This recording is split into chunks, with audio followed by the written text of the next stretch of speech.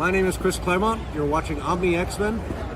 Yes, that's right. It is another evening of Omni X-Men. What is going on, everybody? Justin here, aka No Good Comics. Welcome back to the channel. Yeah, we're talking for a few more issues here. Issues number 24 and 25 of New Mutants for Omni X-Men here. Another Chris Claremont classic that we've been really enjoying. So we got two issues tonight. Like I said, 24, 25. We had just come off of issue 23, which was a wild ride for sure. And we continue off of that story arc. So I'm excited to dive into it. And of course, when I say we, it is not just me. It is me and my co-host and good friend, John from John's Comics with Kids. John. Woo, woo, woo. I was dancing tonight. I was enjoying the weird new StreamYard countdown music. I was just kind of like, I don't know. I have mixed feelings right now. I'm very, very mixed feelings. Yeah. It's like actually, no, they're not mixed at all. I don't like it. Yeah, no, right. It's throwing me off too much. The other one's like so catchy. Happy 50th anniversary to Giant Size X-Men today. Yeah. So I will say I was doing some research. I'm trying to Google the crap out of this stuff. And nice shirt, by the way. I see like some one source said April 1st, another source said May 1st, and then another source said July or June 1st. So I didn't know which of the three there were. I was talking to Ryan, Colossus Collector, about it, or he had posted. I left a comment. Well, there's always like cover date versus publication date, like day it goes on the shelves. So maybe I just post mine all 3 months just to kind of cover everything. Yeah. I mean, once for Nightcrawler, once for Colossus, and once for Storm, right? Just give everybody their moment. Yeah, and CGC says technically it says like the summer of 75. It doesn't even like give any other detail but that. So shame. I don't know, but I'll probably post mine because you got to celebrate 50 years regardless. This whole year, 50 years. Come on, it's amazing. So epic, something to celebrate long term. But we're here tonight to talk New Mutants, and I'm really excited, John. Our guest for the evening is a first timer, not only to the show, but also on my channel. And he's a good friend of mine. I've been hanging out with him for a while now. We had hit up a few different Comic Cons, from New York Comic Con to Zap Comic Con last week. And he's just a great guy overall, loves comic books, loves to talk about comics. And I'm talking about my good friend, Marc. What is up, Marc? Hello. Happy to be here. Thanks for having me. Absolutely, man. Thanks for joining us. Is this your first time, Marc, doing a StreamYard, live stream? No, a couple of years ago during the pandemic, my best friends and I back in Ohio, they live in Ohio. We did a podcast, Heroes Home-Based Podcast, and we used StreamYard. So nice. I'm very familiar with this. Perfect. Well, I appreciate you being here, man. Really excited. You and I have been talking comics for a while now, and so I'm glad I appreciate you agreeing to come on. And for anyone who is not following Marc, I put Marc's information in the description below. You can find him over on Instagram. That's where you and I had first kind of met, I think. Yeah, Marc. yeah. Just talking comics. So, it's been good times. And anybody who's watching now or catching the replay, definitely make sure you are following Marc. And of course, as a reminder, we are going to be on John's channel technically 2 weeks from today. We're taking next week off, so a little break in between. It's going to be like that for the next couple weeks altogether. But you should be subscribed to John, because we will be back over on John's channel, not this Tuesday, but next Tuesday, or not this upcoming Tuesday, but the Tuesday after. So follow us over on Instagram. We'll share all the reminders over there as we usually do. So, but either way, if you want to catch the next one after this, it'll be on John's channel. So. Other thing I want to remind everybody is to make sure to stick around for afterwards. We do have our questions of the evening that go towards, you get your name on our prize wheel, where you can win really great gifts, including a commission piece from our good friend Rosko from Geek Out with Rosko. He's our featured artist of the season. So make sure you follow Rosko. Well, I'm going to give away an omnibus for the next season of stuff. I'm giving away a New Mutants graphic novel, first, appearance of some key characters. I'll give away that first print of that. So the giveaway's coming in June, gang. It's, we're just a few months away. So getting on that wheel somewhere gives you a shot. Sometimes it's just one entry is all you need. That's right. We've seen it before. And I will say I have one book with me. When I met Bob McLeod again recently, and I got him to sign this. This is a book I'm going to give away. It's hard to read here with the lighting, but he actually signs it off to the Omni X-Men crew. Oh, wow. Dude. I thought was so nice of him. And he That puts is it right dope. across Professor X's forehead. Which I mean, we don't need Xavier. It's the New Mutants we care about. Xavier. Hey. Yeah. And it's a nice newsie. So this will That's be for awesome. one lucky winner as well at the end of the season. So That's a great giveaway. Yeah, make sure you guys stick around for the questions and yeah, let's see. Let's say a quick hello in the chat. And we'll go from there. Johnny boy hanging out early. Love it. Love to see it. We got Matt in Clemson in the house. What is going on, Matt? Hope all is well. We got our good friend Ryan Magic Lasso, who says, I love She-Hulk. All right. I mean, it's great. She-Hulk's great. So nice to let us know. I appreciate it. Ryan always throwing me these curveballs. Let's see. Matt says somewhere Wonder Woman is writing a breakup song about you right now, Ryan. I mean, yeah. Don't cheat on Wonder Woman, whatever you do. There it is. April. You got us. You can love more than one comic book character, Ryan. That's true. Be real. That's true. Let's see. JP says, time for more Sarah J. Moss book reviews. Bearded and oh wait, Omni X-Men. Yep. Nope. Sorry to disappoint you, JP. We were talking X-Men today. Yeah. We got our good friend Candice Barbosa in the chat. What is going on, Candice? We also got Inja Binja hanging out in the chat. What is going on, Inja? Good to see you. Let's see. Everybody's saying hello to everybody. We got my man Adam Make Stuff Up in the house. What's going on, Adam? Ryan, I swear I sent it in the mail. It's been in the mail for quite some time now. I'm surprised it hasn't got darn postal system. I'm sure. Yeah, I'm sure it'll get to you. We got behind you on the wall there. I mean, see, that's no, nothing to see. That's a facsimile. We got Conlin Comics Stevie in the house, who we were also hanging out with at ZapCon this weekend. Good to see you, Stevie. We got Ruben Guzman hanging out with us as well. Cowabunga Mutants. That's right. Let's see. Scrolling through, everybody saying hi to everybody. Let's see. JP says Chuck only appears in this series once every couple issues, and it's not even to check to see if they're still alive. Yeah, I mean, no. He's just talking to Moira in some backroom closet. yeah, exactly. Matt is trying to rig this thing. He's all over getting this New Mutant 1 book that I just got signed, so we'll see. No, I appreciate everybody who's hanging out. So yeah, we got a good book tonight. So let's jump into it. Right off the bat, we have technically two beautiful covers. Let me go to the gotta get used to the slideshow thing again. We got and Marc's got that he's got that raw copy there. Oh, nice, Mark. Very nice. Yeah, Mark, you just bought both of these off the rack here, right? Or recently. Yeah. And real quick, Mark, give us a little context as far as your experience with New Mutants, or what have you read or not read from this run, or have you ever read anything from New Mutants before? I've never read anything about the New Mutants. This is so new for me because I read X-Men and I love the X-Men, and they have been, the New Mutants have been woven within the X-Men fabric of their universe, but I never knew anything about them. Interesting. All right. Yeah. Then I'm extra curious to hear your thoughts on this evening's book. So very, very cool. Well, I'm glad you were able to find these issues and dive into them. So let's talk about these covers first. John, I'm going to start with you. What are your initial thoughts when you see both of these covers? Do you have a favorite of the two? And generally speaking, what do you think? I mean, I do love the Bill Sienkiewicz era that we're in. I think they are really original pieces. They do catch the eye. These are books that would make you want to snag them off of the rack. 24 is so creepy. I mean, it's just really hitting it's almost got, Dream Warriors, Nightmare on Elm Street 3 vibes, where like Freddy is manipulating the kids, and it's like, it gives me some of those vibes. And then the excitement of the Cloak and Dagger cover for issue 23. I'm just really enjoying these. I think these are covers that the more you study them and look at all the detail work that Sienkiewicz is doing, the more there's kind of fun stuff to see.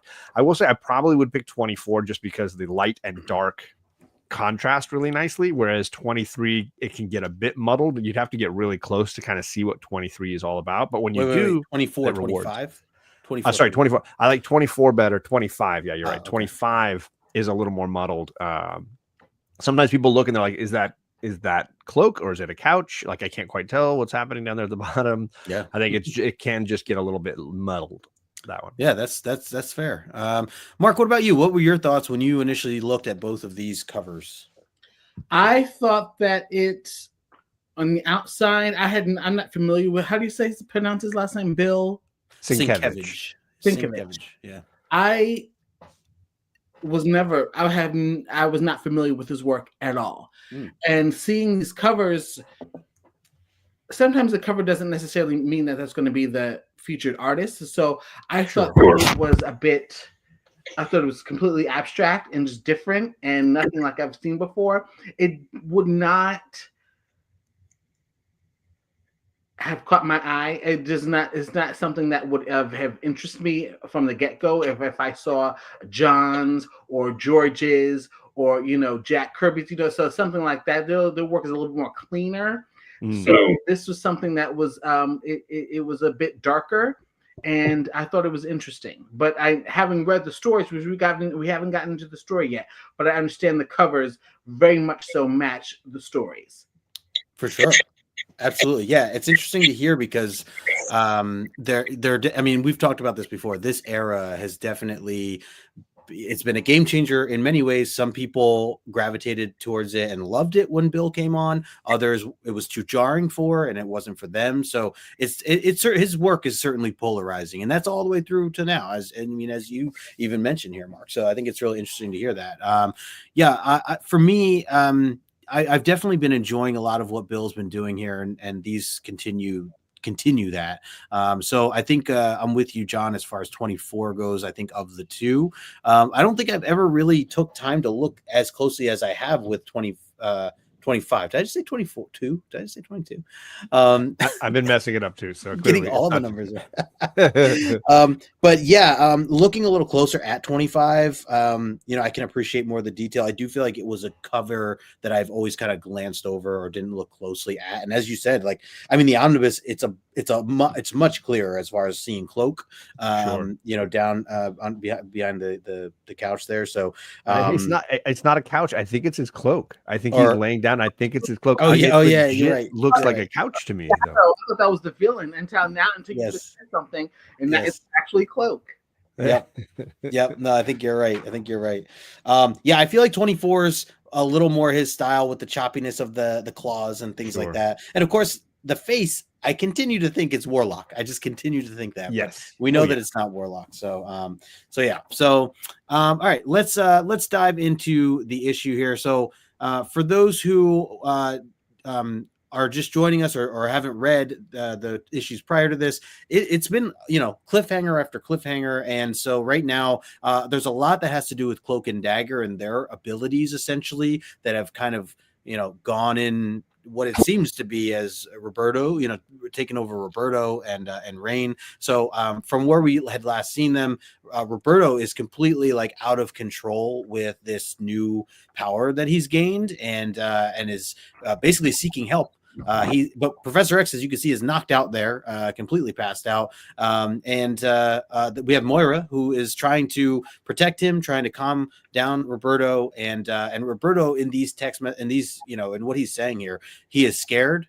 He is worried. He doesn't know what's happening to him. He's also aware that he thinks that it's probably a bad idea for Moira to stay, that she should actually get out of there. And he's trying to tell her to leave. And right as she does, we get Rain, who comes in, who we see her transform. We've seen this new version of Rain, changing from what she's now envisioned herself to be. Started out with the dream 2 issues ago in issue 22 that she had, the nightmare, I guess we can call it.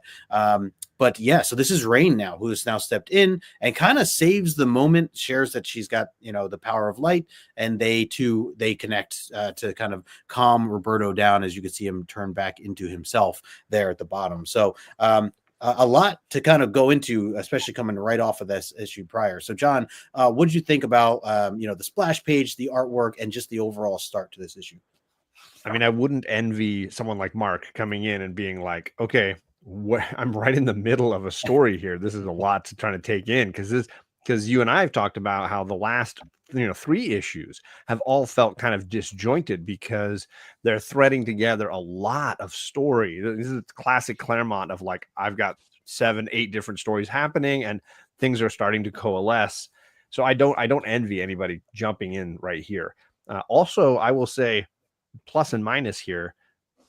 The knowledge that you bring to this of Cloak and Dagger plays a huge impact, I think, on the enjoyment of these books. So if you have never read a Cloak and Dagger book or never dived into that universe, this would seem even stranger. But I do think having, I enjoyed those characters when I was younger in the 80s reading those books.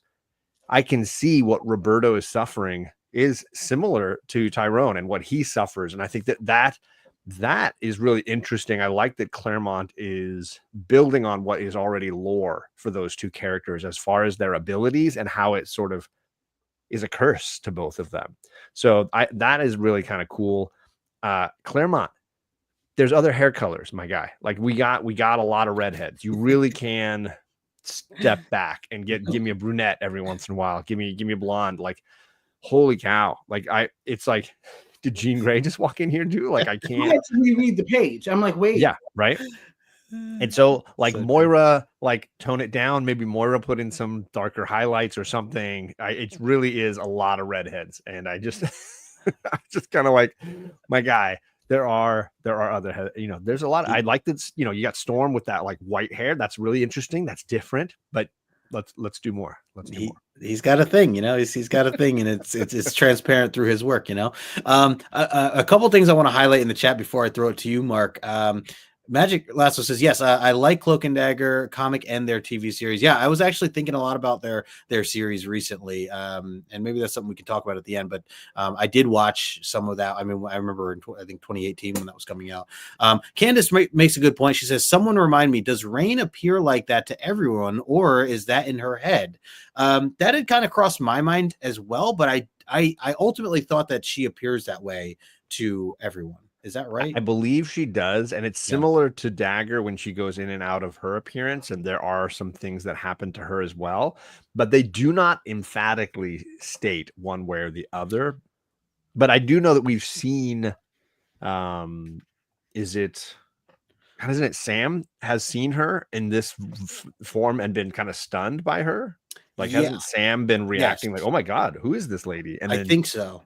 I thought there was a moment where they had a little reaction. And I think in the second issue here, there's a moment where like Father Michael or someone is like kind of freaked out because they see they mention the transformation back. So that was something that had hinted. When we get further into that, that might jog my memory a little more with that. But yeah, I mean, Ken, this is a great question, a great thing to consider, because I definitely was questioning that too along the way, and still kind of questioning it. So yeah, it's a great point to bring up.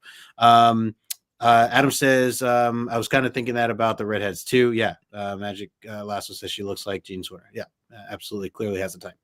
Agreed. Mark, what about you? What were your thoughts? Just the initial kickoff going into this, again, seeing the artwork the way it is. And on top of that, jumping into an action scene that, you may or may not have been very familiar with.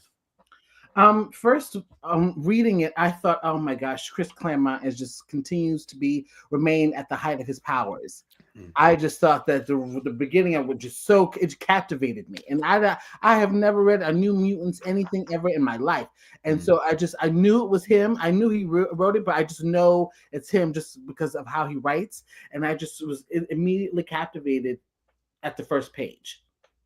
Love and it. The artwork, Bill Sienkiewicz, I'm wondering if he is like, and obviously he's an artist, but I wonder if his thing is like painting. Yeah, because he does. Yeah, he has painted. I know that he's definitely done painting in the past. I wonder if that's like his main lane, because the way the covers and the way he did Sunspot on the first initial is just so wild. Like there's just no. It doesn't feel really structured. It just seems like, I wonder if painting is like his main lane, because he's doing these characters as if they were painting. There's no real structure, I don't feel, to their characters, to their body shape, their limbs, their all of that. So I'm just wondering if painting is his main lane.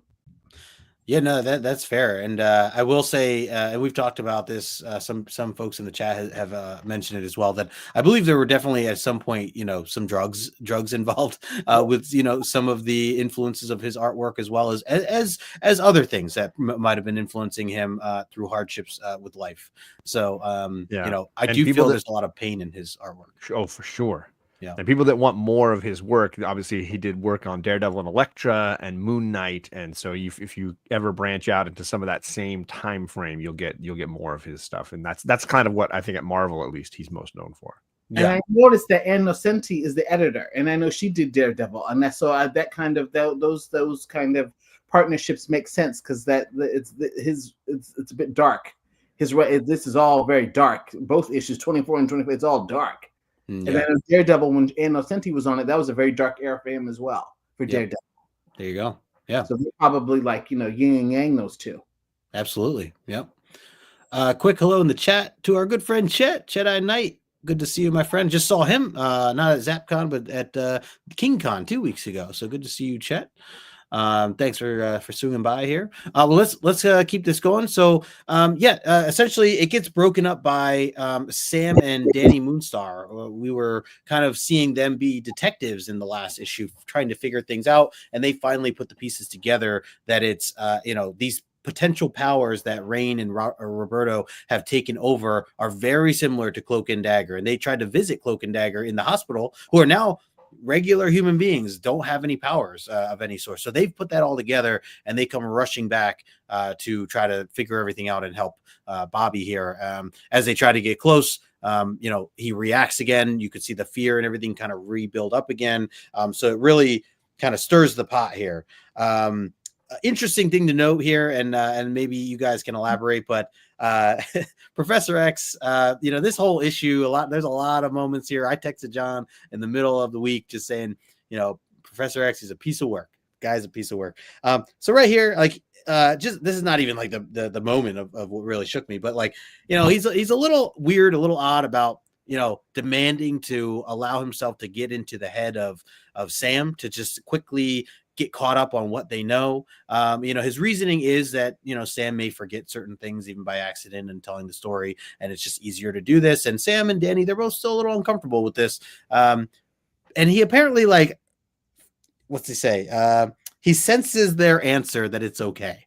Now to me, when you said, I just took this as he went into their head without approval, got basically, okay, yes, that's a yes, and then he went in, which is defeating the whole purpose. But that I won't get too into detail here. The middle page or set of panels there, nice little one pager to kind of recapture everything that has happened in the recent issue. So I thought that was nicely kind of pocketed into one page there, and the artwork is really cool to see everything blend, kind of an homage. Picture cool music in the background when you read that. And then at the end we talk about a little bit about just seeing how Professor X is really just struggling to try to figure out what exactly is the problem. We do get a flash forward to the hospital scene where Tandy and Tyrone basically have left the hospital because now they know the new mutants are looking for them. They don't want to be found. Tyrone is very much on set to stay the way he is now, and he wants to protect Tandy. Yeah. And so he's trying to walk her off, and we start to notice that he has this stutter that we had seen in the last issue as well. So we get a little glimpse of that. But that's kind of what happens in these pages. Mark, I'll throw it to you. What are your thoughts here, just going through some of this, getting the glimpse of, or getting caught up, I guess, with Sam and Danny stepping into the picture and getting that flashback? I thought it flows very nicely. It caught me up as far, because I didn't know anything really about Cloak and Dagger. I always knew that they were that sort of street level hero along with Spider-Man and Punisher and Daredevil. So I know that they were those street level heroes. So that flashback caught me up on them because I didn't know that's how they got their powers. Yep. Before that, I just love how Chris continues to bring you up to speed. Although I know all about Moira and her story, but he still makes sure to include her love of Charles, that she has for him.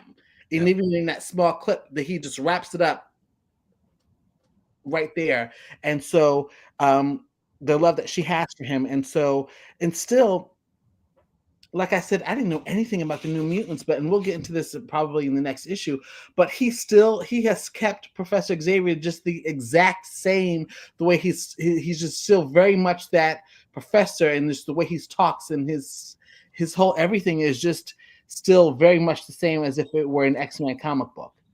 Yeah, absolutely.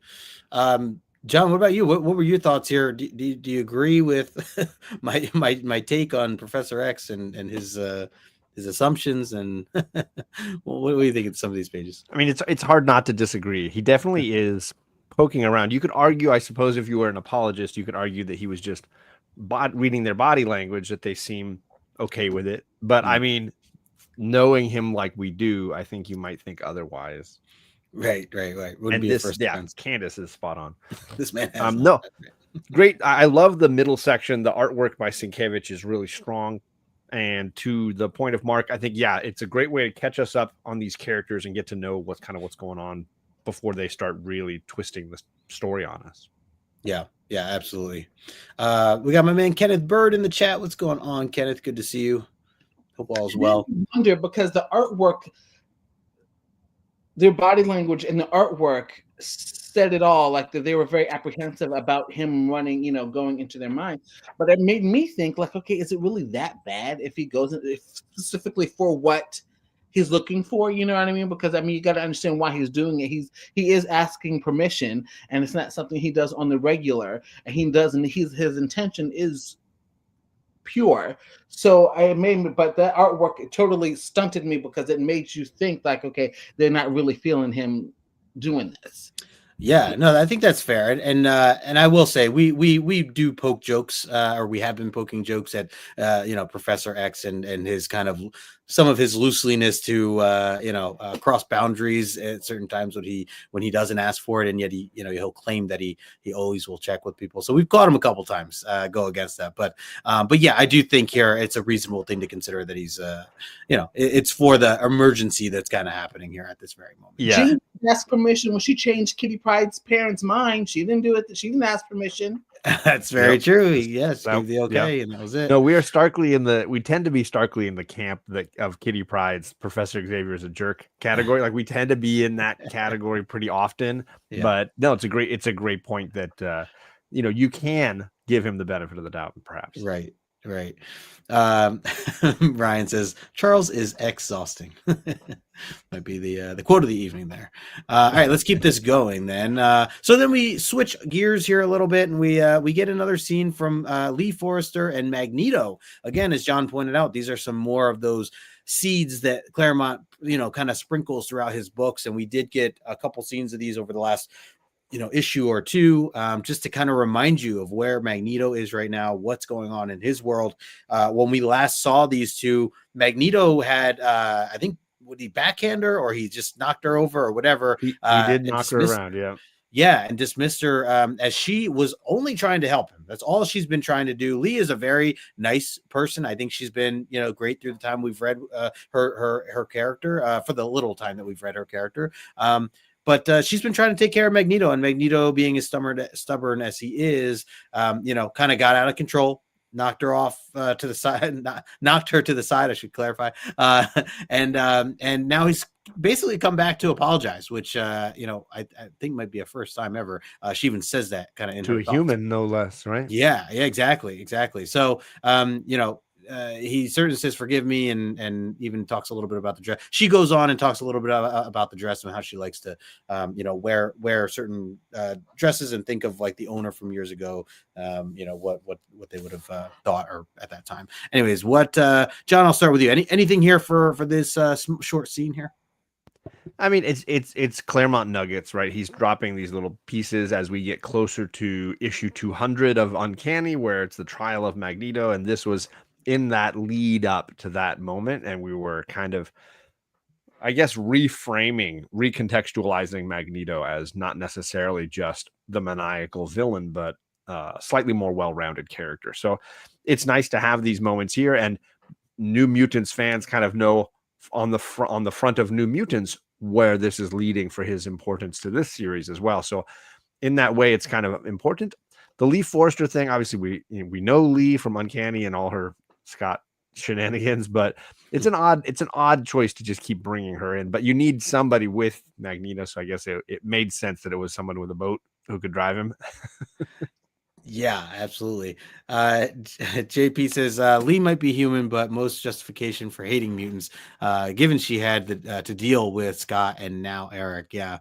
And Candace said, I don't know if I need that angle of Magneto's chin. He also must go to the same barber as Wolvie. There are my thoughts on this page. Thank you, Candace.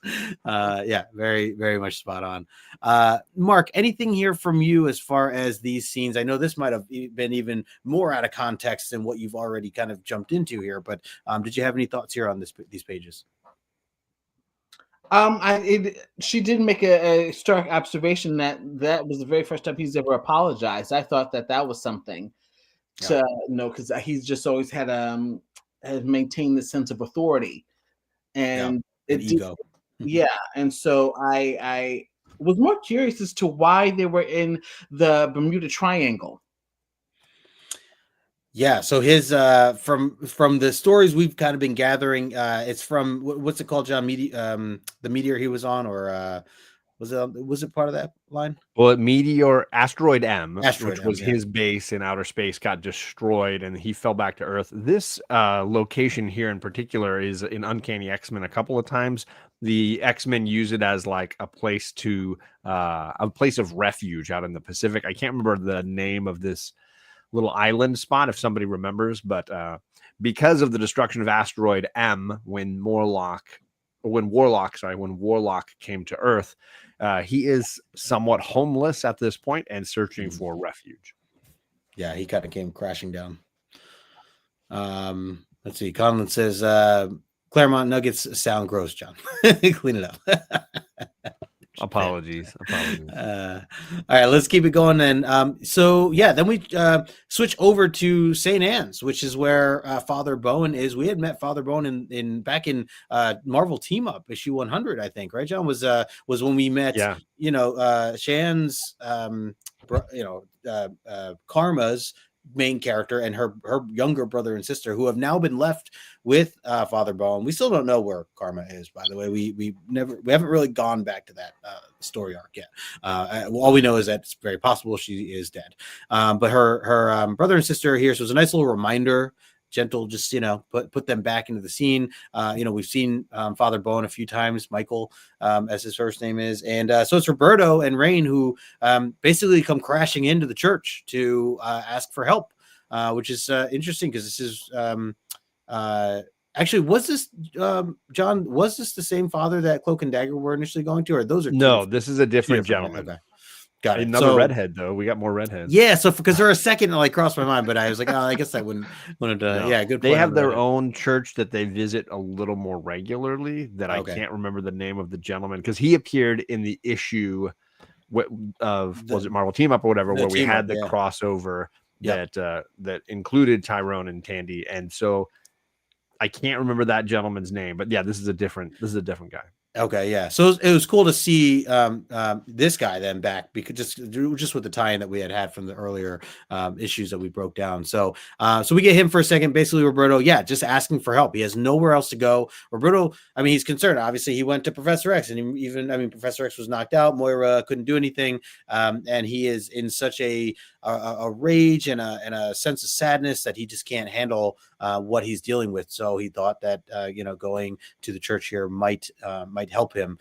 In the meantime, we also flash back to to the Port Authority bus terminal there. So over in your neck of the woods there, Mark. And we have Tandy and Tyrone sitting there. Looks like they're just waiting, having coffee, and just talking about the back and forth of how they're feeling about this whole thing. You can definitely start to get a vibe that Tyrone feels that, he wants nothing to do with those powers. He wants nothing to do with being Cloak anymore. And he doesn't want anything to do even with the kids that are currently struggling, Rain and Roberto. And meanwhile, Tandy is kind of kind of questioning things, and she's concerned. She's questioning about, should we help those kids? Those, they are about helping people, and helping kids especially. So I think that's where she's a bit torn through this back and forth, and then they get interrupted by what's his name, Slick.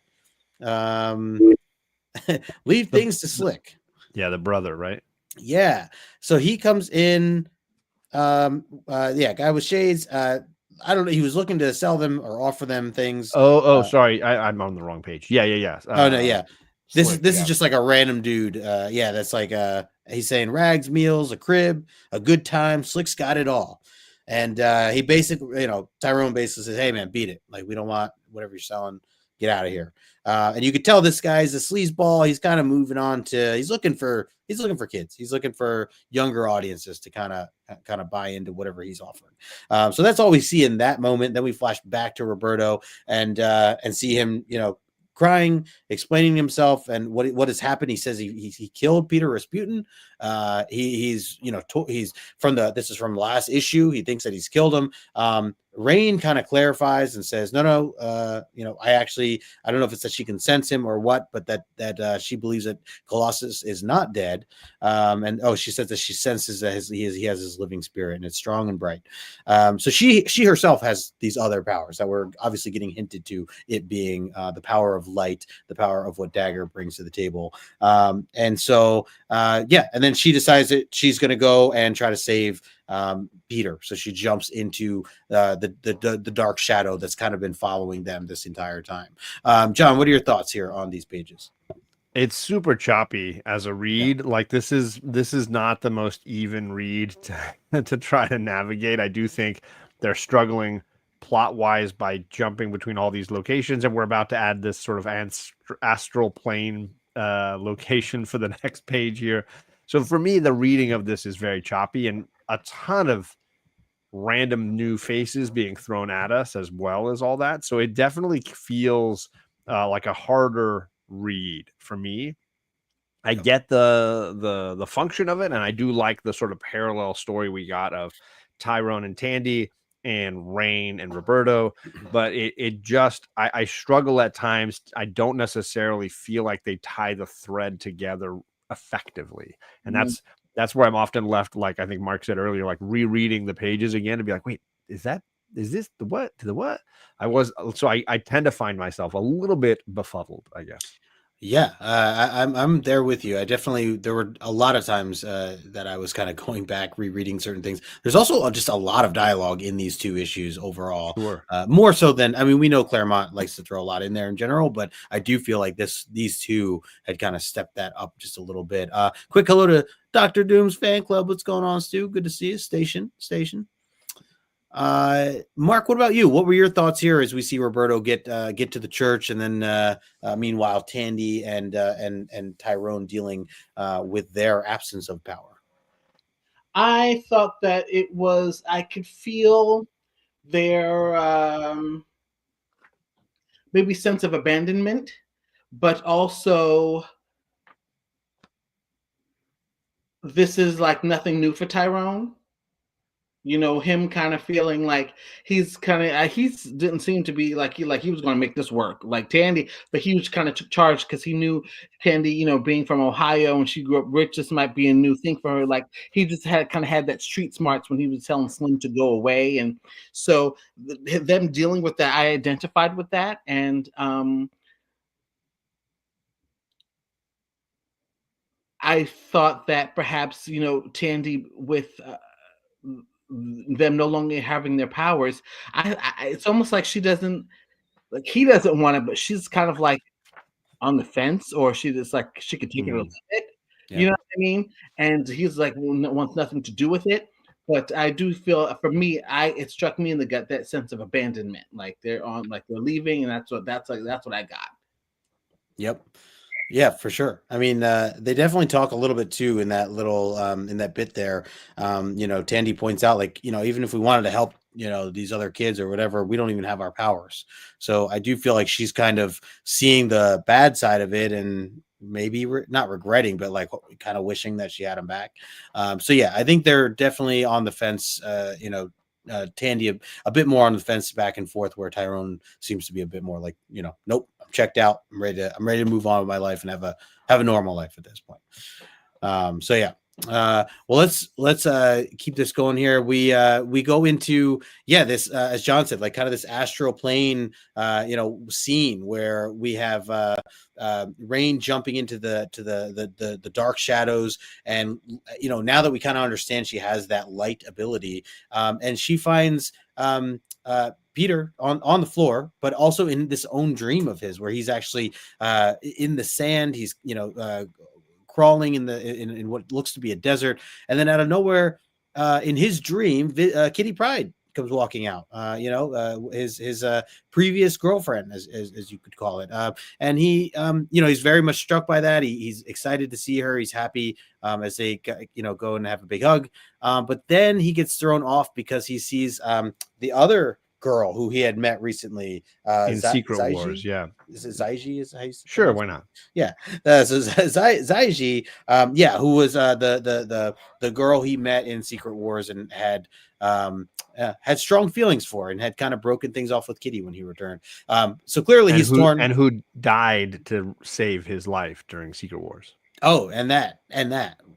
So yeah, there's a lot of mixed feelings for him to be dreaming this stuff up, and now it gets into this almost more nightmare because as he goes to this other girl, he sees Kitty kind of turn into this skeleton and into dust, and then the girl in his hands turns into dust as well. All of it being a nightmare. He's clearly scared and not sure how to feel, and then he passes out, which then he gets brought back to light thanks to Rain there on the far panel, who brings him out of the shadows. And as she does, they get greeted by the team. We get Professor X, you got Sam, Danny, and Ileana, and Rogue is with them as well at this particular time. So which I think we kind of knew that if you were reading the X-Men alongside this series. But so again, a lot going on, and a bit of a dream sequence here. But John, what'd you think of this? Seeing Colossus go through what he's going through. I mean, it feels like a tangent because obviously our focus seems to be on Roberto, Rain, and Tyrone and Tandy. So in that way, it seems a little bit of an unnecessary tangent. But I like the importance to Colossus and his journey with the two women that he's struggling with. Also, Rain can carry Apocalypse. I mean, sorry, Colossus. She can carry Colossus. Like, that's heavy. That's a big dude. Like, she's, I get it. This is like an astral sort of version of her, but it quickly turns into Rain herself coming out of the darkness, still just manhandling Peter. Like, holy cow, she's putting in the work. She's got some Jack Reacher vibe going there. So I just was impressed by the manhandling, I guess. Yeah, that's a good point. I mean, I guess I'd kind of give it to her as far as maybe these new powers kind of helped her out as light. I've never seen Dagger carry somebody particularly as heavy as Peter, but I'm impressed. Mark, what did you think here on some of these sequences? I know we get the dream sequence. I don't know if you've read Secret Wars before, or if you were aware of kind of the torn heart that Colossus had or has had at this time between Kitty Pryde and this other woman who he had lost in Secret Wars. But have you read any of that stuff? Are you familiar with this scenario? No, not read it. No, but I got it. I think Chris again did a great job of capturing just who Peter was at his core in just a few blocks, saying that although he was an X-Men and a mutant, at his core, he is a farmer. He works with the soil. That's what he does. And so I'm glad that he kind of brought us up to speed in just that one block. But I thought that it was interesting too that she was able to carry him. So even in his human form, he's still pretty heavy. Yeah. Oh, absolutely. Yeah. I mean, I don't think I could do it, to be honest. Yeah, no, for sure, definitely, and again, I haven't read the Secret Wars. I didn't finish reading all of Secret Wars either, but I was aware of this other relationship. Oops, That did I spoil? Did I they kinda spoil how that no, no, no, relationship no, ended? no. This was no. That I did forget. We definitely talked about it before. For a 40-year-old For a comic? yeah. How dare you, John? Ruining everything. Yeah, no. So let's keep it going here because we get Professor X here, who's now greeted Rain, who immediately transforms, jumps right into his arms, and this is, I think, that maybe the part I was thinking of is when we kind of witness it. But again, it's technically no one else that mentions it. At least not here in this moment, but she's terrified. Both of them. Roberto had expressed this. Rain's expressed this. Even though there are these times where you think that they've just taken over these powers and they're running it with it, they are actually still terrified with what's going on because they really just don't know what's going on with their abilities or lack thereof for what they're used to. So she runs into Professor X's arms, and then meanwhile we switch over to that scene. Actually, I'll point this out next to John here. Does talk about a little bit of an emotional side of Professor X where he's normally dealing with the relationships as either a mentor or a coach or a teacher of some sort with these students, but it does highlight here that it felt more like it was something of a father figure for what he was comforting Rain in this particular moment. So, and again, Rain being the youngest of the New Mutants, I get that. So nice little moment there as she goes running to him. Right afterwards, we do see Tandy and Tyrone. They're continuing to walk and to just discuss what's right, what's wrong. And clearly now it's come out now where Tandy feels, look, yes, we had these awful powers, these curses, but these other kids we know are dealing with the problems that we had, and at least we knew how to cope with them. These kids don't even know how to deal with that stuff, and they're younger than us. They're terrified. Clearly, they're terrified. And to a degree, Tyrone's like, he's like, so what, right? Can't we just, we don't know him, can we just move on? This is like a once in a lifetime opportunity to be normal again. And Tandy, she's just trying to point out that, look, this is not, I think this is the moment here, actually, where she even says, like, if you don't want to help, then maybe this, maybe we're not supposed to, maybe you're not the guy that I want to kind of be with anyways. And, obviously Tyrone cares for her, deeply and wants to have her in his life. So these were definitely some bigger moments here between those two and just kind of where they stand. And I think, we get a bit of a background with Tyrone of just like what he's gone through and all the despair and sadness he's been dealing with, even as Cloak and all this other stuff. So I think it's a little harder for him, than Tandy in that regard, just because of his built-in powers.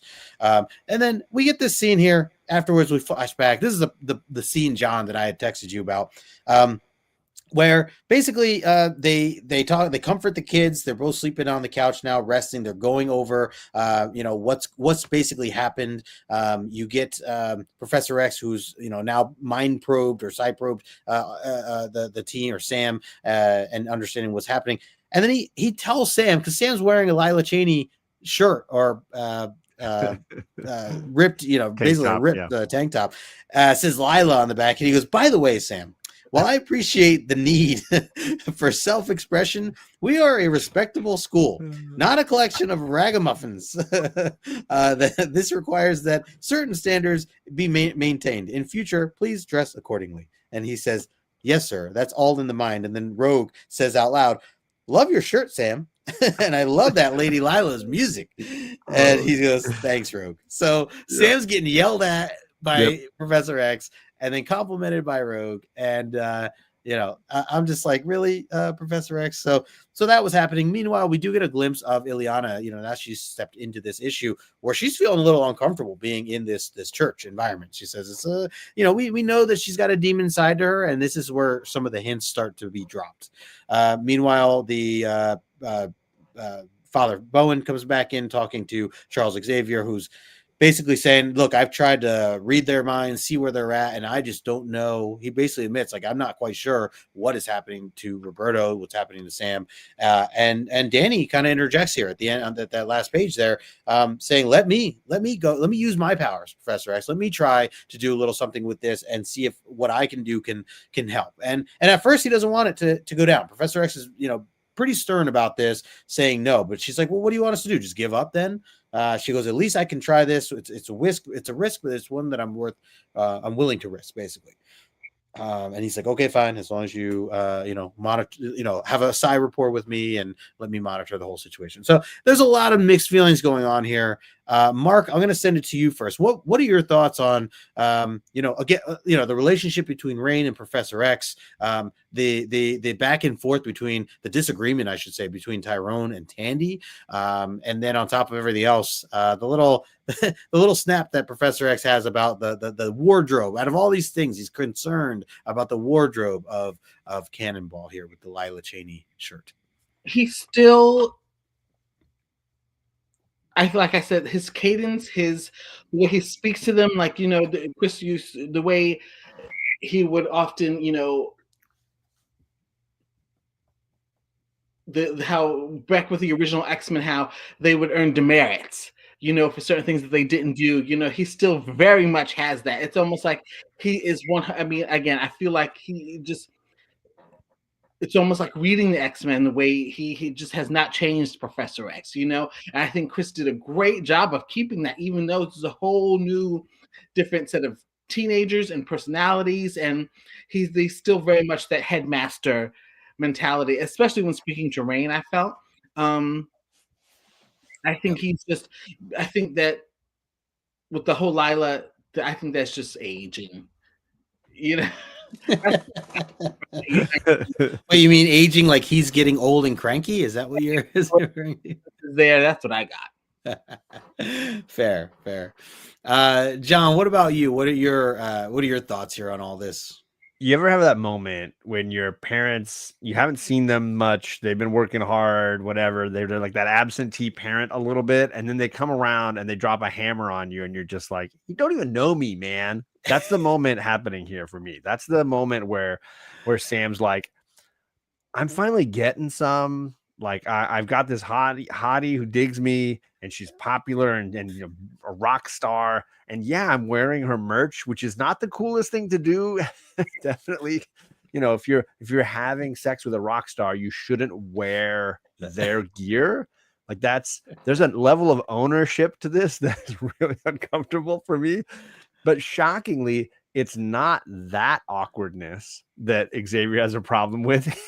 It's just the informal clothing that he's chosen. So that kind of made me giggle. But yeah, to Mark's point, I think, Justin, your point, that sweet moment when Rain rushes to him and he embraces her. I'm glad that JP has jumped over onto Marcus's channel, so he can't gripe about this. But this is a good moment for Charles. This is a moment when Charles is being the father figure that he's somewhat been delinquent in being over the previous 23 issues in this story. There are definitely times when he's off, in the Shi'ar galaxy doing whatever God knows with his lady friend. And here on Earth, the New Mutants are kind of taking care of themselves. And I think that is a little bit of the dynamic playing out here. However, Rain clearly needs that father figure, and it's a nice moment. Yeah, well said. I'm definitely with you both here. Ryan says, I would have worn a Dazzler shirt, and Candace would have too. I'm with you guys. I am with you guys. All right, so let's keep this going. We get to wrapping up this first issue here, and all hell breaks loose at this point. I think the issue certainly picks up when, right as Danny is trying to build this rapport, and tries to set up basically their plan. You get Ileana Rasputin, who jumps in magic and kind of takes over. She takes the two with her over to Limbo, which is, again, we're familiar with it as her this demon world that she's part of now, and uses her soul sword to kind of slash out the I guess cloak's ability, or it's a fiery demon pentagram that she creates on the ground. And it's basically doing like an exorcist type, or exorcism for the two of them. So really, really wicked to kind of see these scenes. And then, of course, they do clarify that it technically backfires on them, because while she does remove these curses or these powers from the two individuals, they end up going into her. And as you can see on that far page, she is struggling. She even describes it as the feeling she's going through. She says, The agony is indescribable. The worst of her punishments at Belasco's hands were nothing compared to this.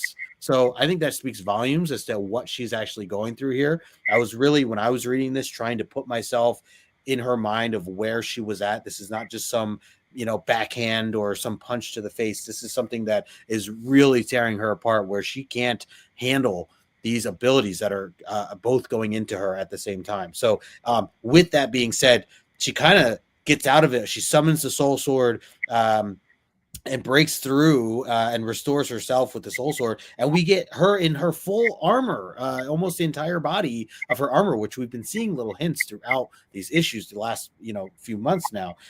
So it's really cool to see that moment. The only problem is it didn't work out. The whole plan didn't work the way she thought it would. She's now scared and shook, brings everybody back from limbo, and they're kind of back to square one. And then you got Professor X, who is now livid. He is going nuts. He's cursing at them, yelling at Illyana, saying, "What is wrong with you? We were trying to do something here, and you could have screwed it all up." Yeah, like he had his hand up, ready to go. Yeah. And Danny's like, "Hey, look, her intentions were good.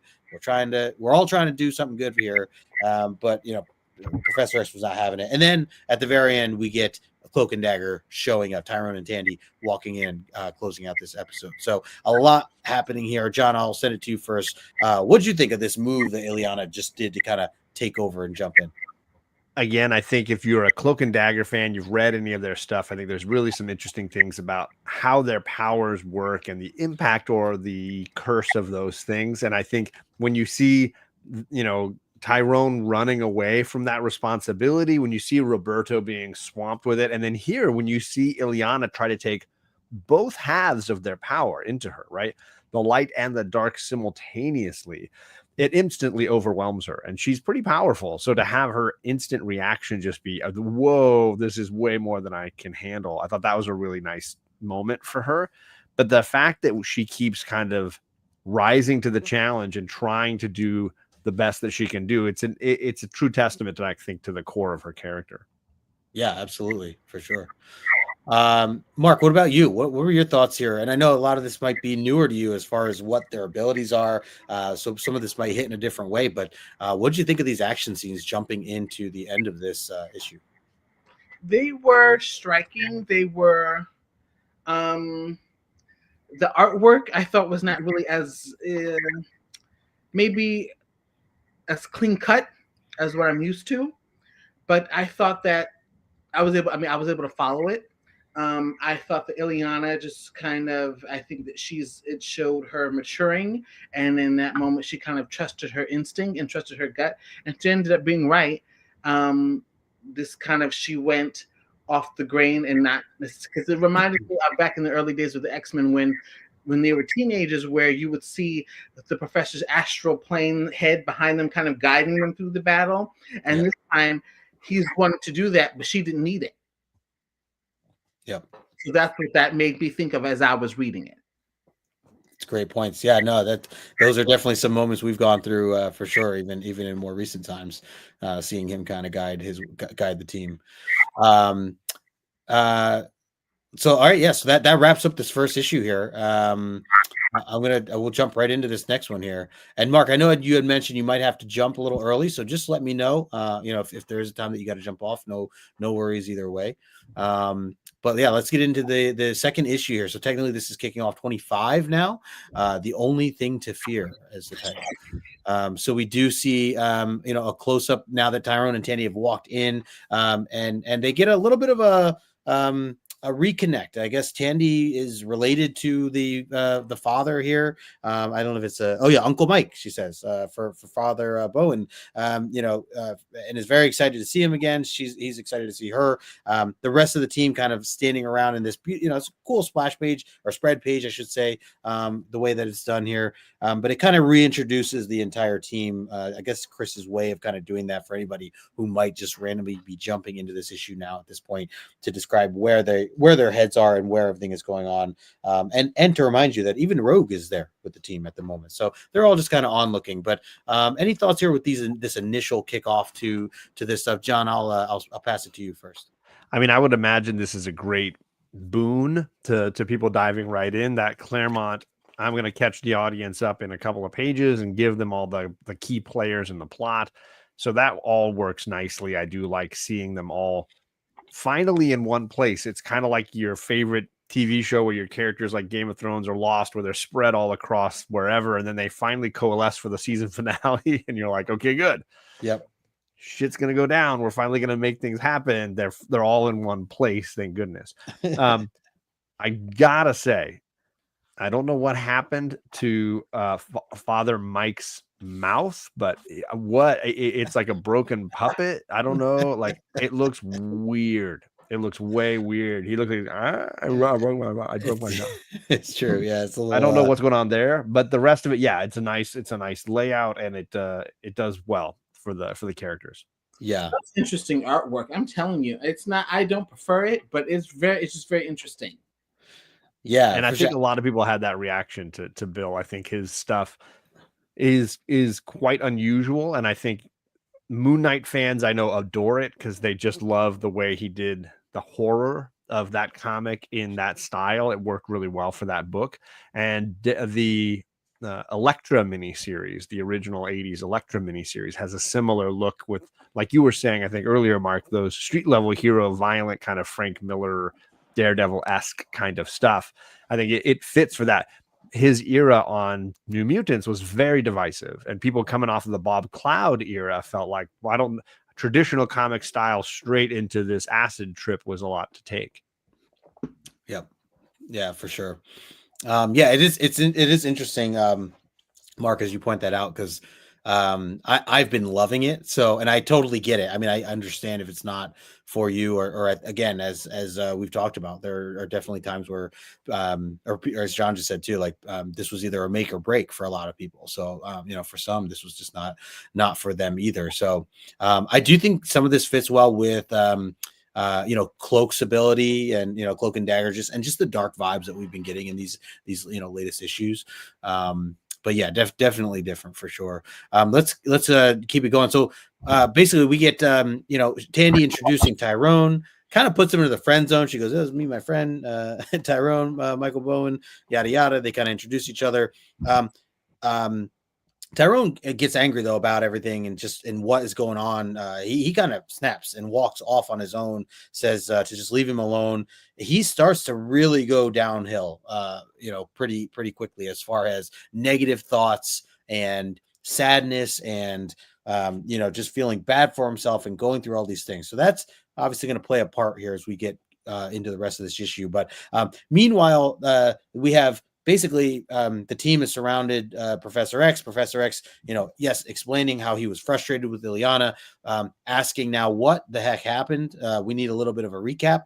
And so, of course, we get one just within a page or so, so I do appreciate it. It was only like that 1 page or so that they did it. But they get a full rundown, Ileana explaining exactly what had happened.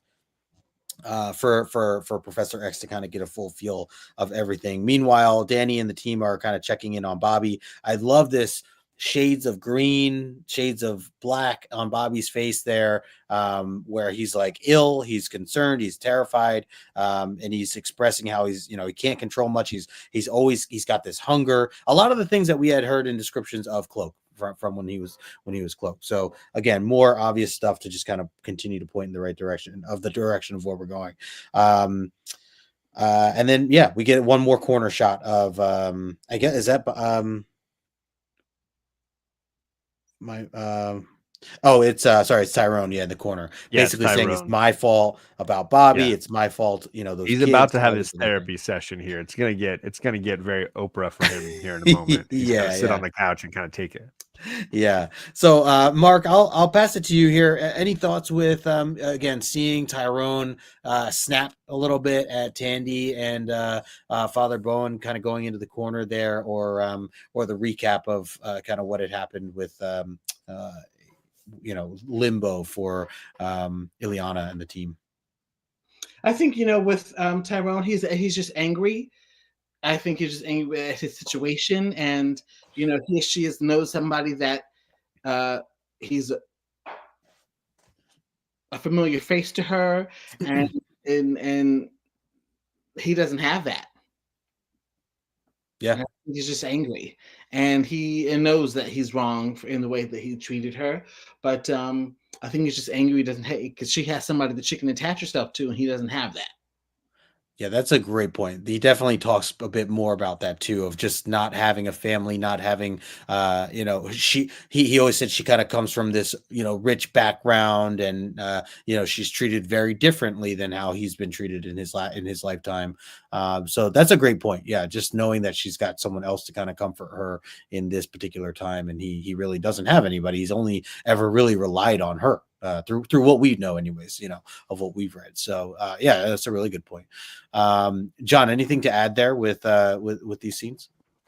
No, I think like you both saying, it had to set some things up, because the obvious only linchpin keeping this all from happening is Tyrone, right? He is genuinely horrified of going back to the existence that he had been living. He longs for a better time, a time when he is free of this burden, or I guess more importantly, has the option to choose it instead of having it forced on him, right? And I think that's been something that he's struggled with and been frustrated by, and obviously it's ruined a normal existence for him. So he's the one that needs convincing here that this is something that he might want to choose. And I think he's unsympathetic to Roberto because he doesn't want to look that reality in the mirror and realize he is a little bit to blame for what Roberto's going through. Yeah.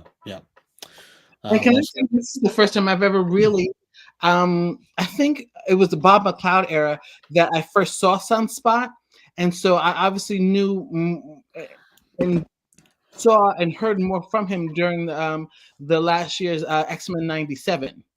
Sure. But I never knew, because I just remember the first cover and seeing him there, but I didn't know anything about Roberto da Costa. And so when I started reading even the last year, I'm like, oh, okay. And so X-Men 97 started playing in, and I'm reading him from okay, so it's all starting to tie together. If you've never read the most recent X-Men read that Al Ewing was doing with Storm, he had a great part on Mars, basically being Storm's muscle in and around governing Mars, and he and her had a great chemistry. Nice. Yep. So let's get into this therapy session here. As John put it, yeah, you're right. It's Professor X says, "Hey, let's have a sit down, young man." He doesn't walk over to him. He kind of uses his abilities and talks to him, through his mind. As you can see here, he does like sit down, very much astral plane like, his body kind of being seen through. I do like this large blue, box that we get of Professor X. That's a very different way to see his big head blown up, as opposed to just a floating head taking up the entire panel. I thought that really stood out. But yeah, so basically there's a strong heart-to-heart here where Professor X basically, talks out the situation of what Tyrone might be dealing with. And long story short, because I won't get through this whole thing, but basically he explains to him how back when he was younger, he had struggled with a lot of the different, with his, learning his power, how it worked, how it understood, how he could control it, or at that time couldn't control it. And it happened with his brother Cain Marco, who is Juggernaut now, who in the beginning he had heard his brother's thoughts, and it freaked him out because he wasn't in the same room as him. But it was after a fight with his father, and things were not great in his household. But he started to hear those thoughts. He started to hear his parents' thoughts, and he was freaked out. He was confused. He didn't understand why he could. And he's telling Tyrone all this stuff basically to explain how he was terrified, and he thought that these abilities that he had were a curse, very much like Tyrone currently views his powers as a curse, or had, the powers that he had as a curse. And much like all the X-Men and all the mutants that we've met here, majority of them have been dealing with that in that same way, where they don't know how to deal with it. They're not sure what to do with it. And they think, if anything, this is a setback. It's something that makes me different in a bad way. And how could I move on without, getting rid of these powers? And we're about to get issue 26 is the first appearance of, Xavier's son Legion, who, if you've watched the Legion series, has a similar coming to power moment where he feels like he's going crazy and he's losing his mind. Great TV series. If people have missed it, the Legion series was wonderful. I see it. I remember watching it It was good. I understood it because I knew the X-Men, but I remember in an interview Gene Smart saying, "I have no idea what the show is about." Fair. That's fair. I mean, it was pretty psychedelic, but within the mind of Legion, it was very interesting. And I think seeing Xavier admit that he had a similar experience it's kind of connective that way. That's probably that bubble, talking about him and his relationship with Kane Marco. That was probably, out of these two issues, that was probably my favorite part of the whole out of these two issues, because it just, let's say this is February, this issue came out February of 85, but Juggernaut's first appearance was in the 60s, so it's taking us back. And I can remember in issue X-Men 12 of the first appearance of Juggernaut, showing the professor's getting his powers and his struggle with Kane. And so that, that was that bubble, that exchange between them, and he's just informing him that, it's just, that's why it's, Xavier's School for Gifted Youngsters. You know what I mean? So that was probably my favorite part of both series. Yeah, that's a great point. I mean, look, this is like a way to see how Professor X grew as a character, as a person here, through all this and dealing with it. And he does point out to Tyrone, he says, look, the biggest thing is, that he realized that it wasn't his power that he was scared of or that he was worried about. It was his fear of not knowing how to work that power, essentially. Right. And that, as Mark, to your point, yeah, that's why he wants to do what he does now. He wants to be there to help other young mutants, or any mutants that, who don't understand their powers, don't understand what's happening, and so that he can help them kind of, form that into a strength and grow from it. So yeah, these were definitely some powerful moments. John, anything you want to add here to this? Because this is a really powerful moment between these two. It really is. And I think there are some interesting things. Obviously, you mentioned that blue panel is really spectacular. The one eye that we can really see kind of leering over Tyrone's shoulder in a kind of creepy, powerful way. Yeah. I didn't realize that when Xavier uses his powers, it makes his eyebrows grow, because those things are on point. Like they're really intense. That's an art piece of artwork. I mean, Bill, he's very much, I think he's a painter at heart, because for sure, such paint, that's just such a, like a painting, kind of like a brush kind of thing. Yeah, there's very little color. It's just two colors, but he did a lot with those two colors. Well, and I think Jay Lee has a similar style when we get into the 90s that has a similar design. His eyebrows and his character, he draws Wolverine and Magneto in a very similar way. The panel I wanted to point out, he makes bold choices, and I think a lot of times he gets a lot of home runs. Sienkiewicz, the up the nostril under the chin angle. Oh yeah. That middle panel. Yeah. In the very center of the thing here, where we're under Xavier's chin, looking up his nose, is a bold choice. I don't know when he's saying all these deep, sort of meaningful, important things. I don't know that the up the nostril perspective is the one I would have gone with, but I mean, I trust somebody with that level of artistic talent to maybe know better than I. But as a reader, I was sort of like, ooh, look at this crazy angle, and I was like, whoa, we're under his chin. Why are we under his chin here? This is bold. It reminded me of an article that I was reading during Obama's administration, and that they were saying whenever he would do some sort of address or during an interview or something, he would always go like this. Like if you ask him a question, he always goes like he's looking up, and it almost in a not a condescending way, but like a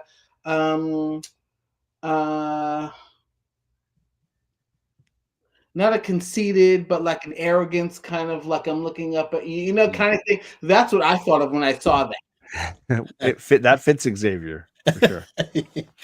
Yeah, I mean, it's definitely not a flattering angle, no matter who you are, really. It's just interesting. I mean, I really was taken aback by it. Like, okay, that's I guess he could have looked down on his shiny skull from above. I guess that's another way to go.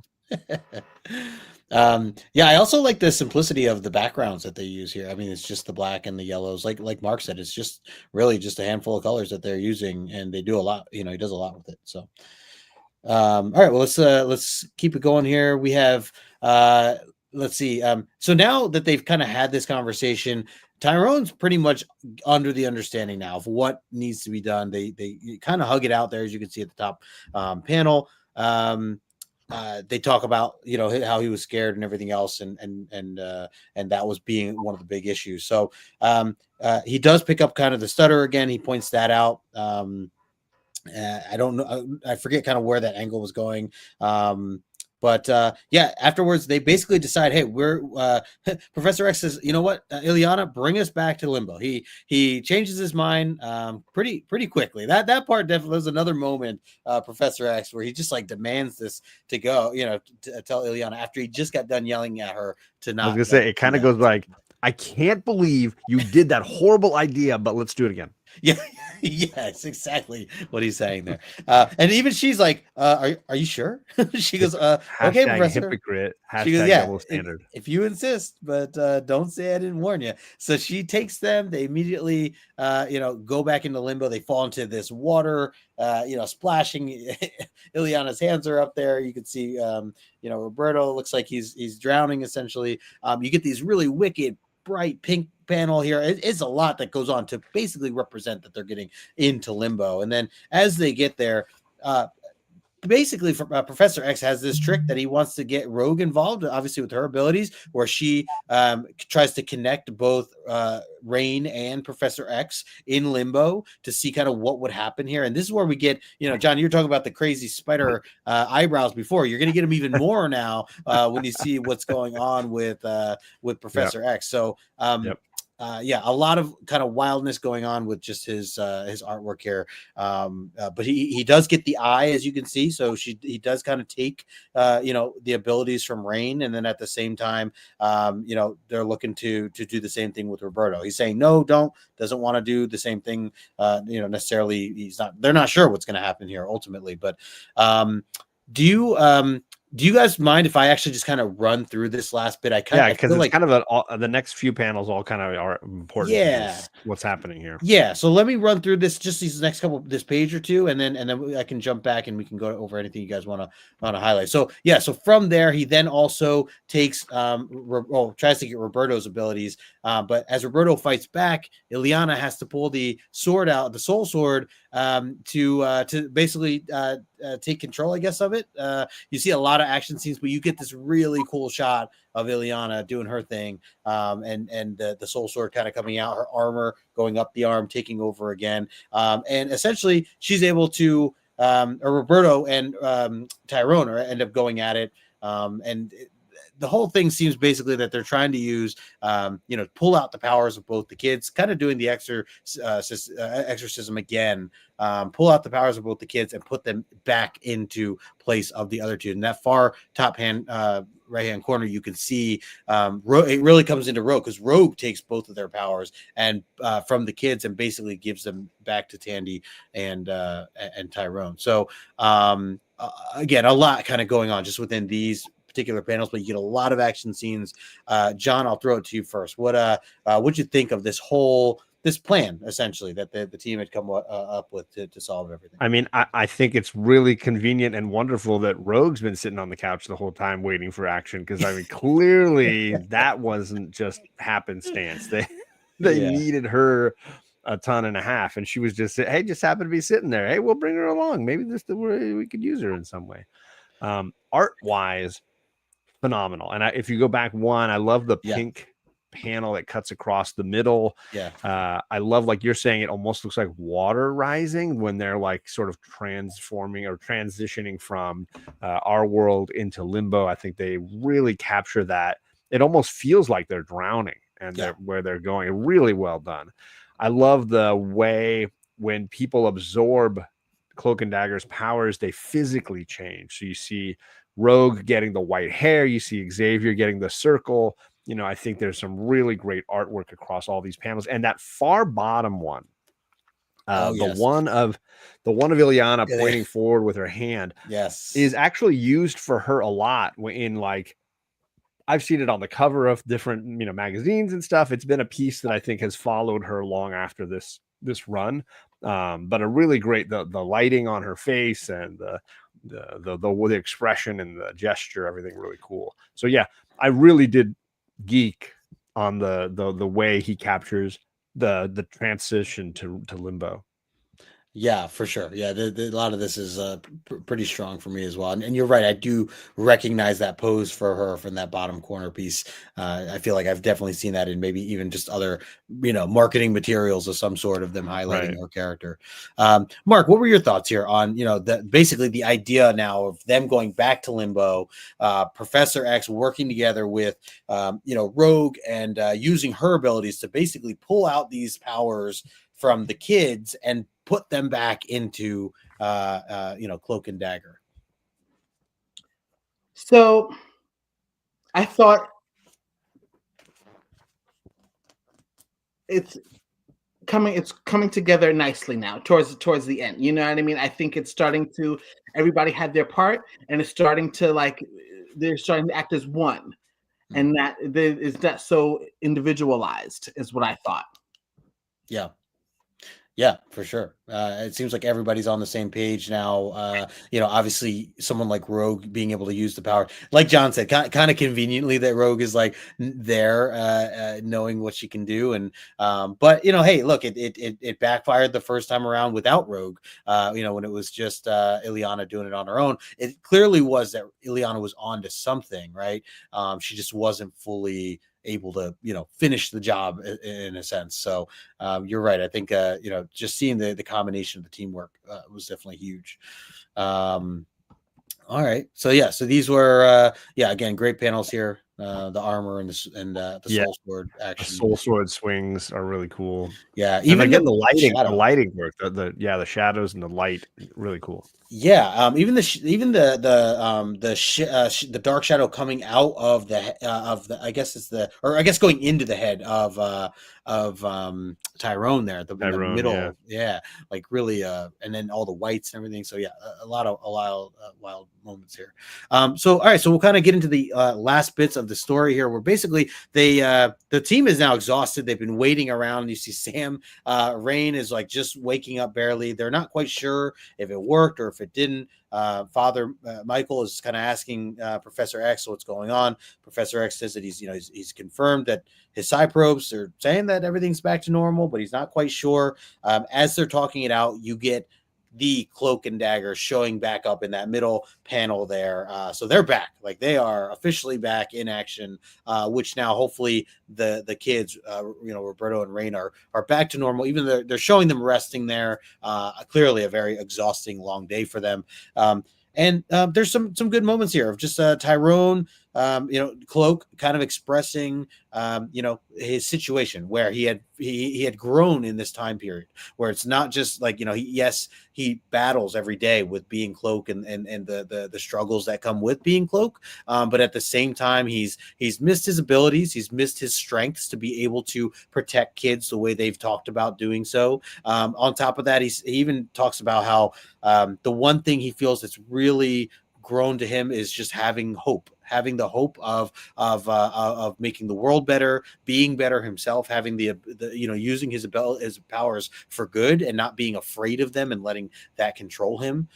He understands it's still a long process, but you could see a big growth in the character as a whole just in these few panels. So basically they address them before they are going to head out. And then I realized did I split this up here at the end? Okay. I guess this last page. Oh, go ahead. There's an epilogue. Afterwards. Yeah. I felt like that in that scene with Cloak, that lets you know that Charles' conversation with him clicked. Yeah. Oh yeah. Like for sure. Supporting him. That's what I got from that panel. Big time. Yeah, he's kind of he's a bit more mature now, just in understanding everything and not letting that fear talk him out of wanting to be Cloak or have that power. So yeah, I agree, Mark. John, what about you? Any thoughts here on kind of how this portion of the story is coming to a close with them? I mean, I like how Sam looks like he's really suffering from being into Club. He just looks wrecked up in that top panel. Right when you're taking a drink of whiskey. Yeah. That could have been messy. But look at him. He's holding his stomach. His head's thrown back. He even looks like he's wearing bell bottoms. I don't even know. Dude. Good observation. Yeah. But I do feel like this is, we usually chide Claremont for dragging for rushing the ending, like drag out the story and then quick end. This is sort of the inverse. He definitely drags out this ending, and there might be an extra page in here, but it's kind of some cute, fun little moments like Ilyana staying awake to try to make sure everybody's okay, and then just completely passing out. Some of those things I think are nice character moments. Yeah, that's a good point. Yeah, that's in that one little small bit there. Yeah, that she dozes off as you even get the little Z's in the big background as she falls asleep. So yeah, no, I definitely agree. We do have this one bit which I'll go to now. This is the kind of the epilogue for how this closes out. Oh, did I? Oh, you know what? I realized I think I must have copy pasted the wrong thing in here. No, you got it. Oh no, you're right. Yeah, that's from the other page. But at least on the left and on the right, you can see some portions of this. Slick gets his up.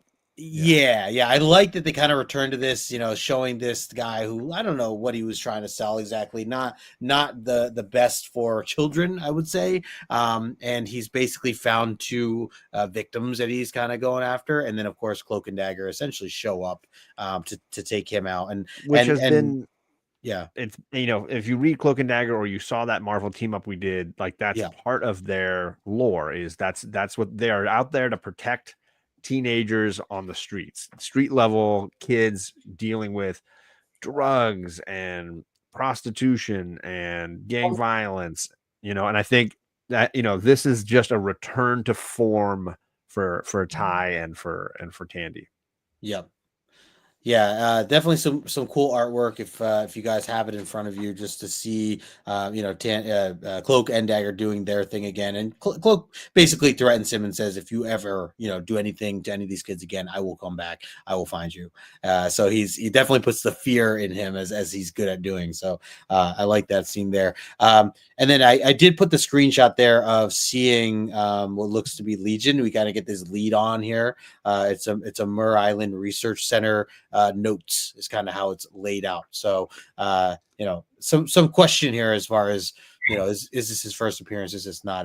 We've talked about these notes before. And then you also get at the very end Lila Cheney, a nice splash page of some spectacular Cyclops themed glasses going on. Yeah, big time. Yeah, they almost look like they go to her shoulder straps.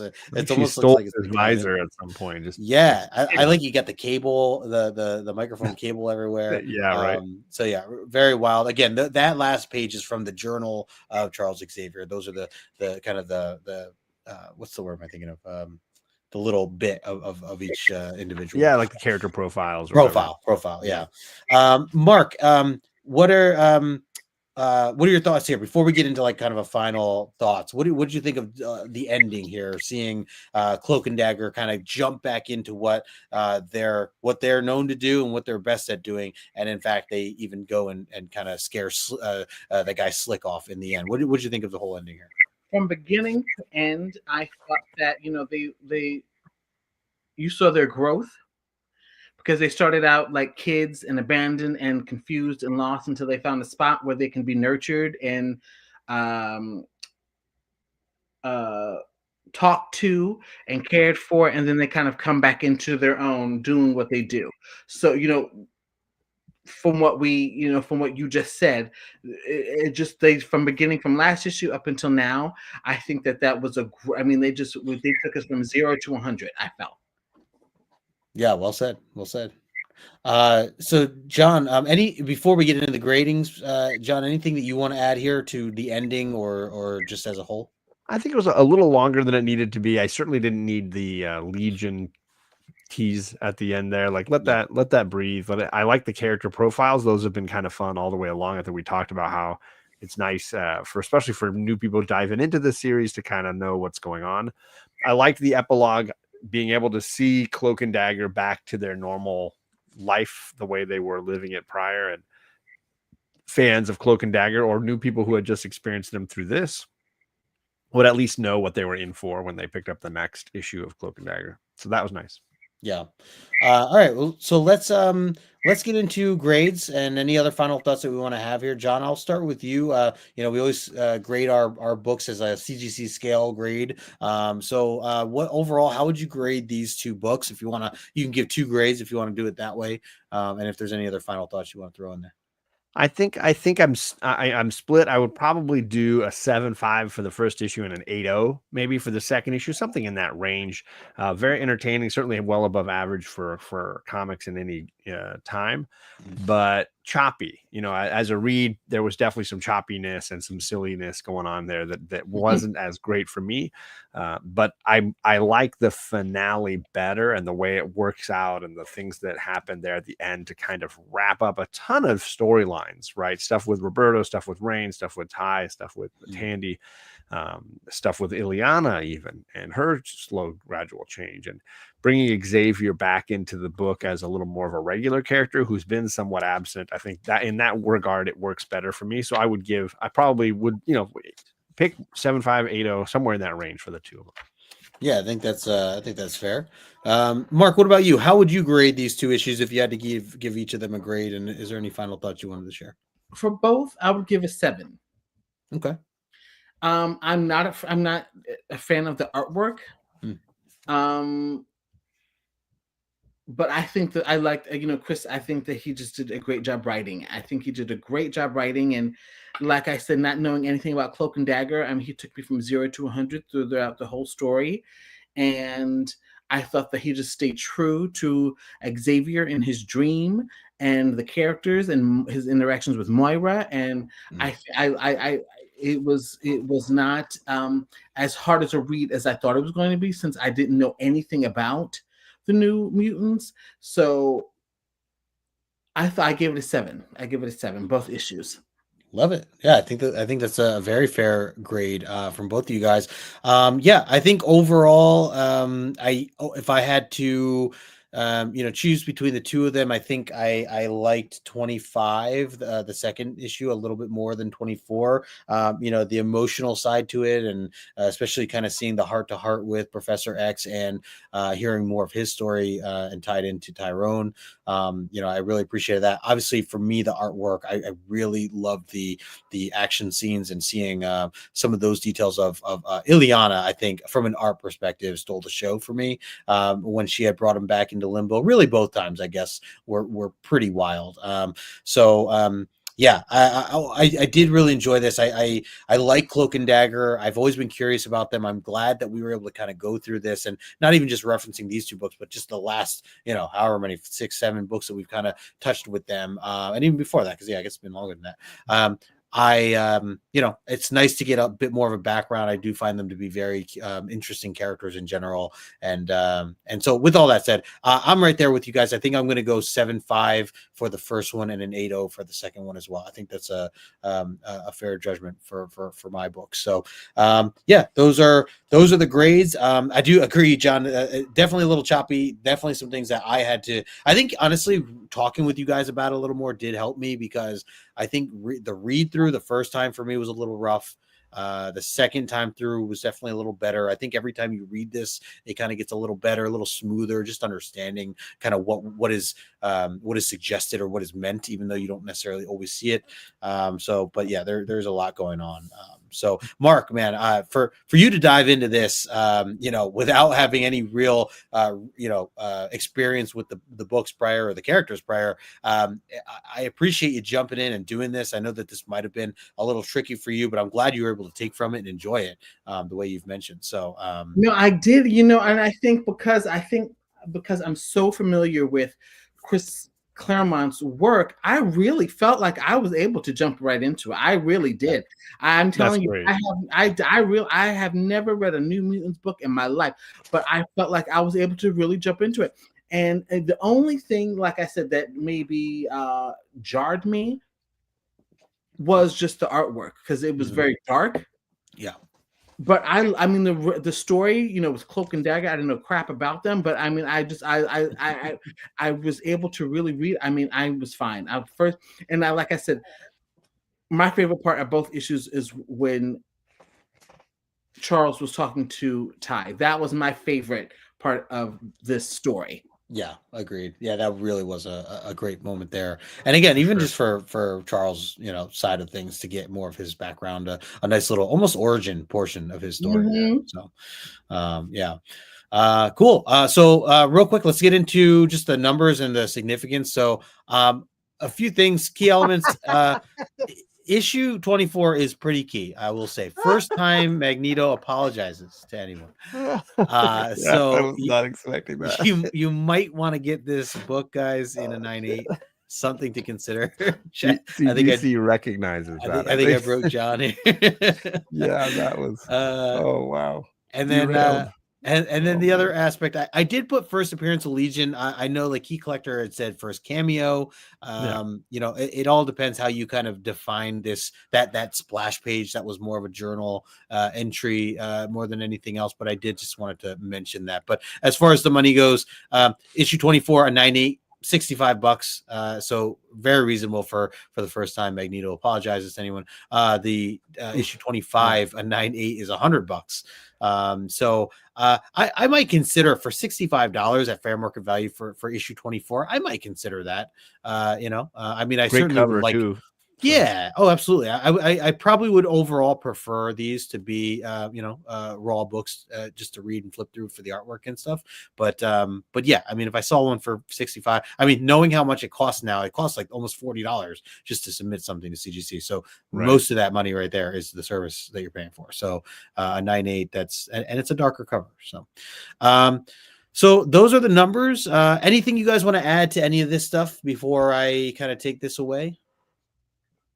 Good on the numbers. Okay. It's, it is what it is. That's what the market's at. It seems funny that there's so many of that issue 25 slab, like almost 500 copies in the top 3 tiers. That's amazing. Yeah, big time. And I wonder if that plays a role with Legion, kind of being mentioned. It might maybe kind of play a role there. But all right, well, there are the numbers, and we have our question segment. But Mark, I know you said you had to jump. Do you want to stay for the questions, or do you need to head out? I can stay for the questions. Yeah. Okay. Cool. So, everybody in the chat right now, as you guys know how this works, we're going to ask 4 questions. These are all questions based on last episode, last issue. We're looking for 2 correct answers and 1 funny answer. So 1 incorrect answer that will make Mark laugh. So Mark, you'll get to choose which of those answers you think is either the funniest or the most outlandish, and that person will also get a mark on the board. You said which one of the answers I find my most funny? Yes. Yep. Okay. Per question. So we'll be doing 4 altogether. So I'll highlight them here for you as well. But John, do you want to start with your first question? Absolutely, I will. Yeah. Last issue, we got to see a little bit into the Hellfire Gala, or the Hellfire Club, I should say. And we saw Selene and Emmanuel DaCosta becoming members, and an initiation ceremony was underway. What was it that Emmanuel and Selene had to do as part of this initiation? What was part of becoming a member of the Hellfire Club for them? Ryan did yes, not like Ryan, I beat you to drop the I dropped the line before you. So yeah. April Fools, Ryan. Yeah, how you like that? Deal with that. Try to mess us up with She-Hulk. Huh? Come on. Not gonna happen. Can you phrase the question one more time there, John? Yeah. What was part of the initiation for Emmanuel and Emmanuel DaCosta, Roberto's dad, and Selene, as part of becoming a member of the Hellfire Club? They had to do a specific thing. And Candace says, wear leather, which that might be an X-Men thing. That might be a, just, no kink shame kind of thing. Like, you're thinking that,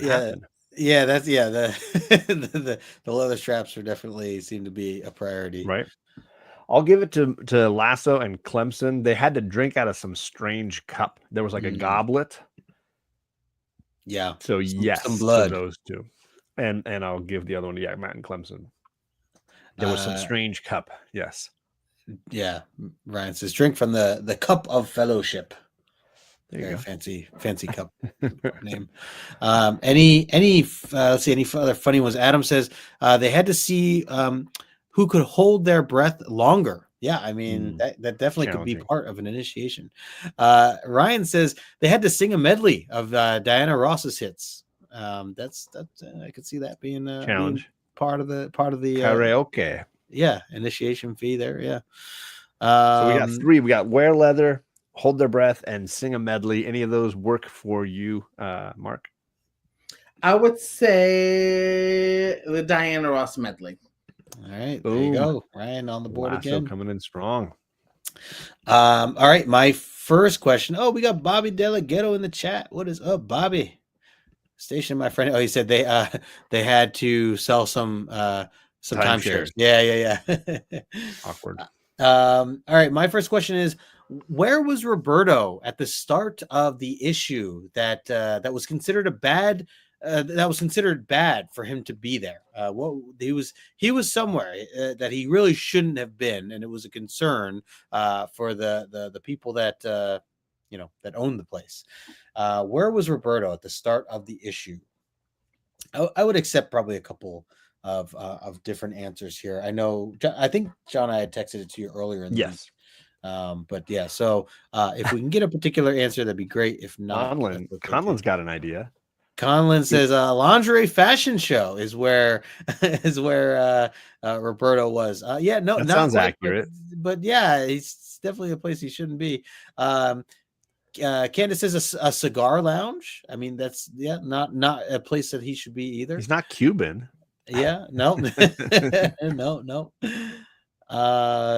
Let's see. Yeah, wait for a few more. Okay, so I am going to give it to these two. So the answer I was looking for was a saloon, or Harry and Sally's saloon, or Harry and Molly's saloon. But I will go with the neighborhood bar. So yeah, he was at a bar with Peter Rasputin playing chess, and he was just standing at the bar. So I'm gonna give it to Ryan and Candace for the correct answers. So remember, we are looking for a few more funny answers. If anybody wants to throw anything in there, I'll give you another 20 seconds here or so before we move on. But yeah, good call on the bar. That was the correct answer there. So yeah, where was he that he wasn't supposed to be? Ryan says not mentioned in he was not mentioned in a Lila Cheney song. Yeah. So Mark, Lila Cheney, just so you know, was in the first annual New Mutants annual 1, and she's this rock and roll. She's a mutant, I guess, technically, John. And she transports them across dimensions and space and time, and she apparently rings Sam's bell. Yeah, she's really, she is in Sam. Yeah. So yeah, she does have the ability to kind of transport, kind of like Nightcrawler. Only bamfing from longer distances. All right. Anything here, Mark? We only have, it looks like, the two here. I saw lingerie. I saw cigar lounge. Yep, lingerie, cigar lounge, and I think that might be it. Just 2. The chat's quiet tonight. Yeah, quiet night tonight. Any of those that you like more, Mark? I would just say the neighborhood bar. All right. Lasso getting another. Yeah. Going with Lasso. Staying strong.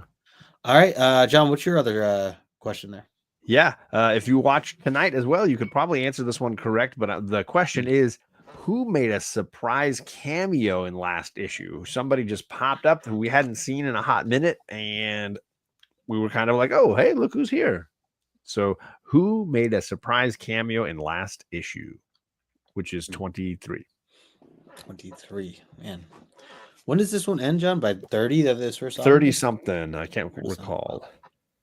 Crazy. I flip to the front of my omnibus here. 34. Okay. Wow. 34. Yeah. 34. Quiet. It's quiet in the chat. Quiet in the chat here. I feel like some people are snoozing. Old Wolf's out, so he's not here. Maybe some people are Googling right now. And Matt and Clemson and some crazy answers. Yeah. Let's see some funny answers. Who made a cameo? It's Magneto is the correct answer. Yes, those are the correct answers. So you wrote down Matt and Ryan there, John? I got him. All right. Alfred Hitchcock, Adam says. Could be, yeah. I want to say we saw Peter Sellers, right? We saw Inspector Clouseau, in the background at one point. Ryan says Comic Cat 84. Good to see community members appearing in there. New Mutants. Yeah. Conlon says Superman. Yep, could see that. The Judds.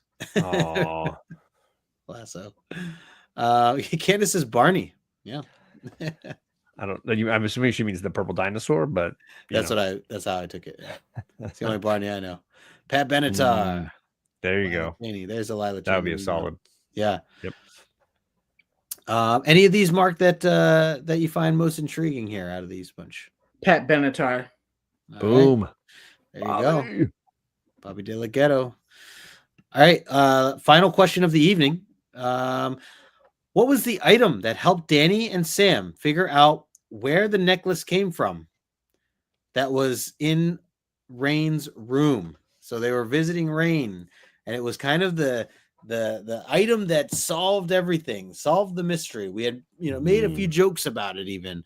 But what was it? The item that helped Danny and Sam figure out where the necklace came from that was in Rain's room. It was towards the end of the issue. Barney is Fred's neighbor, Justin. Sorry, Ryan. That's a Barney Rubble joke. He's making he's making a Flintstones joke. Right, yeah. I was thinking Barney Stinson from How I Met Your Mother, the that great Neil Patrick Harris.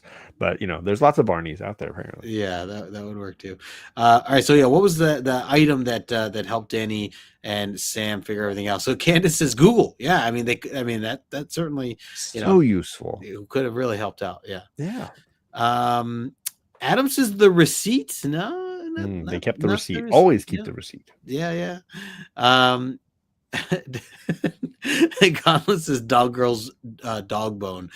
So Mark, they a few times where she's kind of been referenced as a dog, Rain, been petted even.